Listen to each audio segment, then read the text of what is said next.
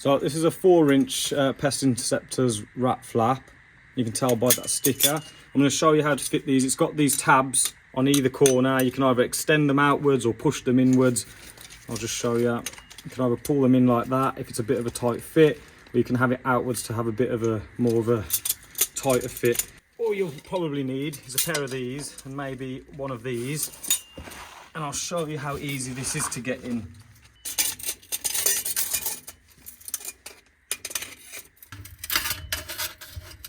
In a plastic pipe, it's a lot easier to get this in than it is in a clay pipe, but I will get this in.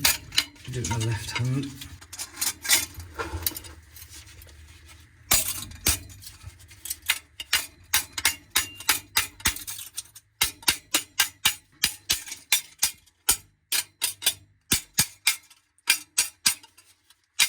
That's it. Now, you must always make sure that the flap is sitting perfectly flush on the bottom.